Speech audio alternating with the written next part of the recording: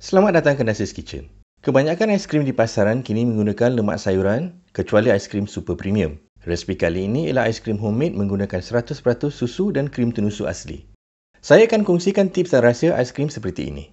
Jom kita ke dapur.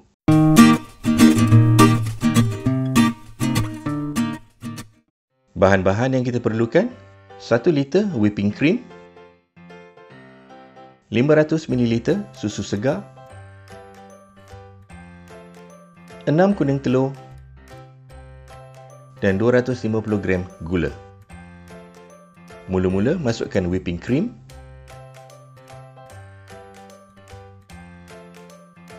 diikuti susu segar,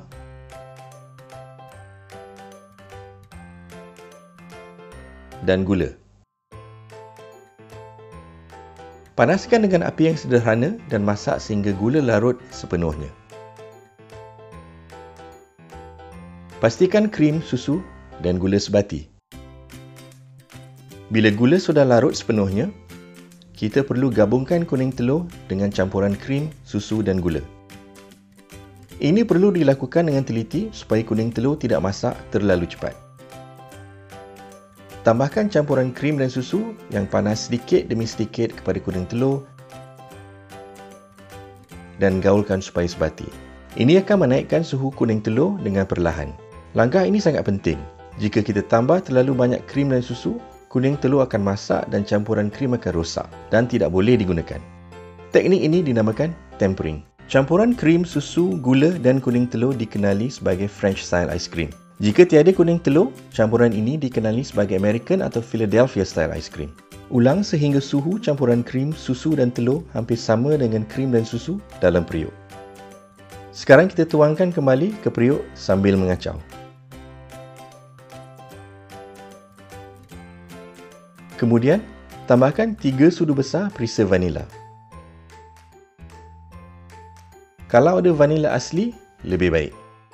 Resipi ini boleh diubah sesuai jika anda suka aiskrim lain seperti coklat atau strawberry dengan menambah bahan perisa. Tambah juga setengah sudu kecil garam. Garam akan meningkatkan perisa makanan yang manis seperti aiskrim.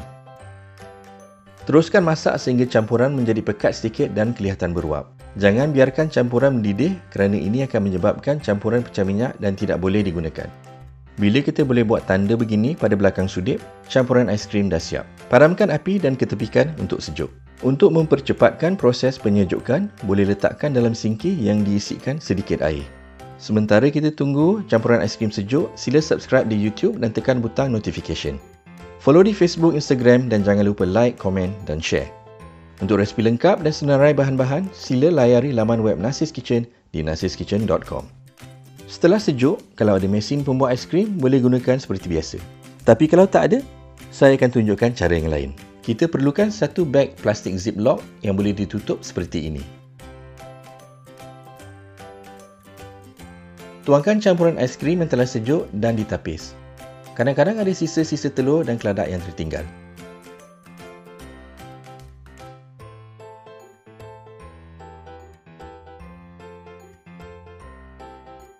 Tutupkan beg plastik dahulu.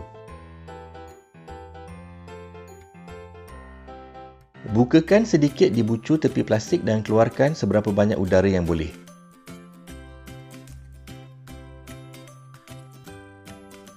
Dan tutup semula beg plastik. Masukkan ke dalam freezer untuk beku sepenuhnya sekurang-kurangnya 10 jam atau semalaman. Bila sudah beku, begini rupanya. Keluarkan sedikit campuran aiskrim.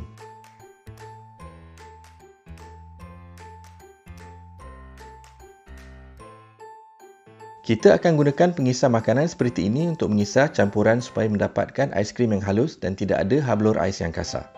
Kalau tak ada pengisar seperti ini, blender dapur biasa pun boleh juga. Tapi jangan masukkan terlalu banyak sekali kisar. Kisar sedikit-sedikit dahulu, tapi jangan biarkan aiskrim cair terlalu banyak.